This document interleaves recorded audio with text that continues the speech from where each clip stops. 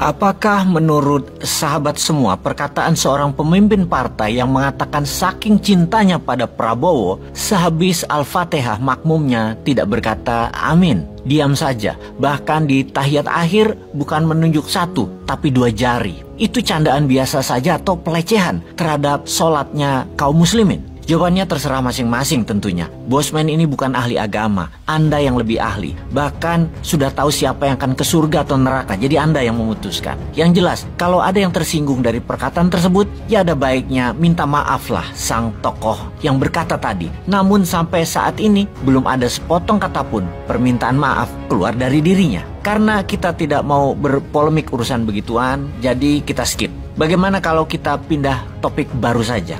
Kita sepakat ya kalau usia manusia itu tidak ada yang tahu di mana ajal akan tiba. Setuju ya?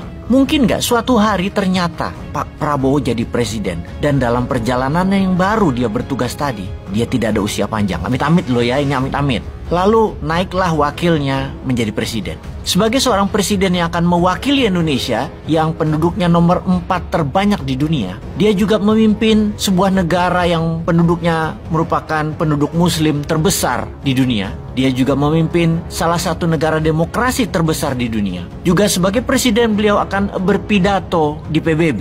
Dia juga akan ikut di pertemuan G20. Dia juga akan berbicara di majelis negara-negara ASEAN. Dia akan duduk dalam forum ekonomi di Davos misalnya. Selama memimpin banyak kunjungan kepala negara yang akan hadir atau dia mengunjungi negara-negara para pemimpin dunia tersebut. Dia juga seorang yang memimpin 5 jenderal bintang 4, 1 panglima, 1 kapolri, 3-4 kepala staf dari 3 angkatan yang merupakan manusia terbaik yang lama digodok di kawah Chandra di muka sekolah kepemimpinan dalam sejarah 30 tahun panjang mengabdi, membela negara. Dihadapkan dengan kekuatan Amerika dan Tiongkok yang memanas di Laut Natuna Utara, tiap tahunnya dia harus bersiap untuk itu. Dia juga ditinggali hutang APBN hampir 10.000 triliun rupiah. Dia juga berhadapan dengan 10 ketua partai yang memimpin jutaan konstituen. Dia juga berhadapan dengan 550-an politikus Senayan. Dapatkah sahabat membayangkan keadaan beliau di masa itu? Bisakah dia menghandle semua itu?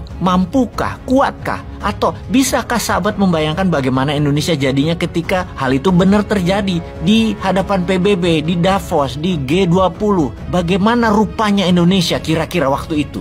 Sahabat, ini semua adalah bahan perenungan saja. Tidak ada tendensi apapun. Di mana kita kritis dan khawatir itu adalah hal biasa. Kita ini rakyat. Sebagai rakyat ini hanya cara untuk menyampaikan unek-unek kegelisahan kalau hal itu terjadi. Baik, kita lanjut. Sebagai informasi berikutnya, ini hanya pemikiran pribadi Sontoloyo ya. Saya mulai memperhatikan bahwa Kompas itu agak tidak setuju dengan langkah 02, terutama di belakang 02 yaitu Pak Jokowi. Yang media utama tersebut tidak suka terutama masalah calon wakil presiden. Kemudian Tempo juga sebagai media malah terang-terangan sering membocor haluskan informasi ke publik akan permainan di elit di atas sana. Agaknya kedua media tersebut tidak sefaham dengan langkah Pak Jokowi di dalam memasang putranya sebagai calon wakil presiden 02. Saya jadi merenung, ini kalau dua media terpercaya terus-terus memberitakan hal-hal yang tidak etis, tidak pantas, tidak seharusnya dipaksakan, kesan langkah politik keluarganya Jokowi menjadikan negara Indonesia jadi dinasti. Kayaknya waktu kurang dari 60 hari ke depan bisa merubah banyak opini masyarakat yang tadinya memuliakan Pak Jokowi bisa jadi antipati. Dan ini bisa terjadi. Bisa doyong seperti Ahok digempur terus waktu di tahun 2017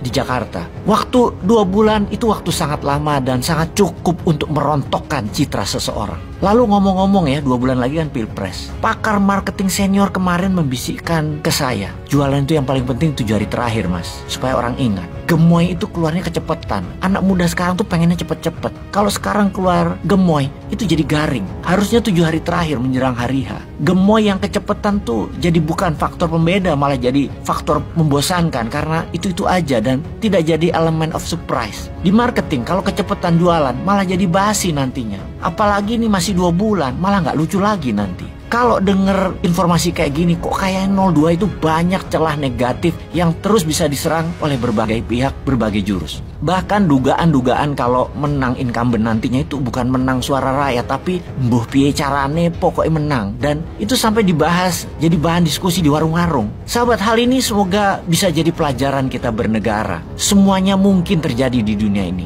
Usia pejabat misalnya, pilihan tokoh misalnya lagi. Ada baiknya semua direnungkan dan dipilih siapa yang membuat Indonesia di tahun hadapan akan membuat Indonesia ini menjadi lebih baik, menjadi tanpa hutang, menjadi tanpa ketergantungan asing, menjadi berdaulat, serta Indonesia bisa bertahan sampai 1000 tahun ke depan.